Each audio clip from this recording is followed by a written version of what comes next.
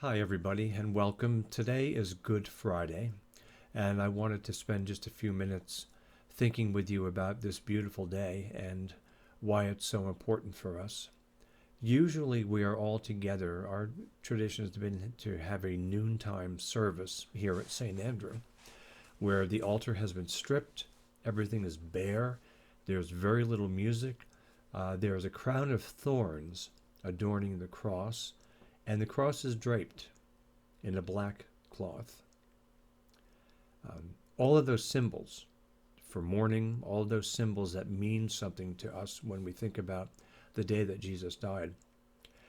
The reason I like this day, well, like is not the right word, but the reason this day is so meaningful to me is because it's one of the days that we actually get a chance to think about nothing but why Jesus died on the cross. That is, we get a chance to focus our eyes on Jesus.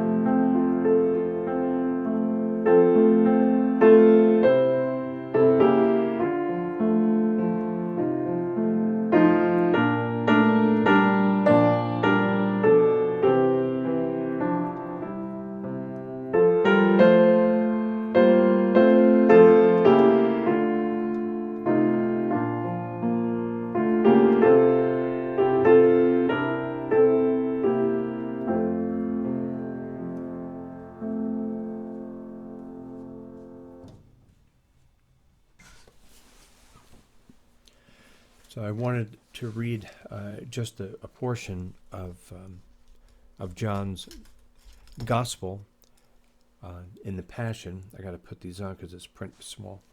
Um,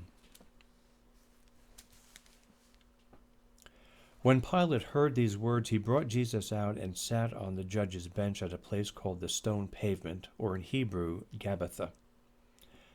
Now it was the day of preparation for the Passover, and it was about noon. He said to the Jews, "Here is your king." And they cried out, "Away with him! Away with him! Crucify him!" And Pilate asked them, "Shall I crucify your king?" The chief priests answered, "We have no king but the emperor." Then he handed him over to be crucified. So they took Jesus, and carrying the cross by himself, he went out to what was called the place of the skull, which in Hebrew is called Golgotha. There they crucified him, and with two others on either side, with Jesus between them. Pilate also had an inscription written and put on the cross. It read, "Jesus of Nazareth, the King of the Jews."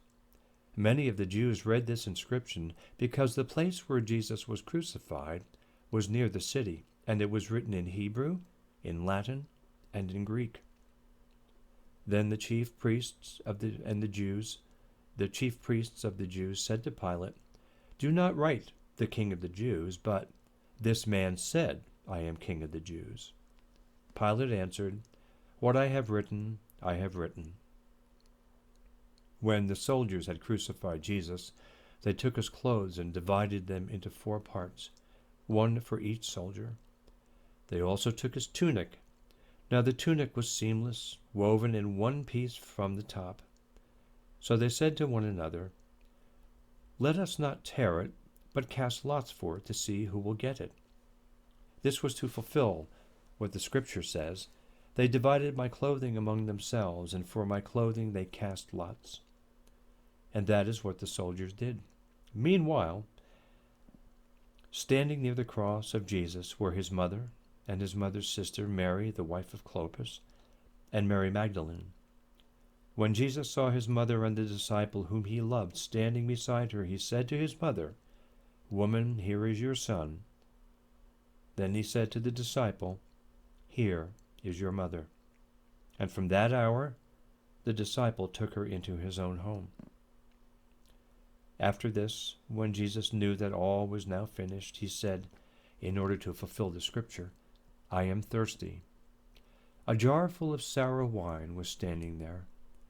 So they put a sponge full of wine on a branch of hyssop and held it to his mouth.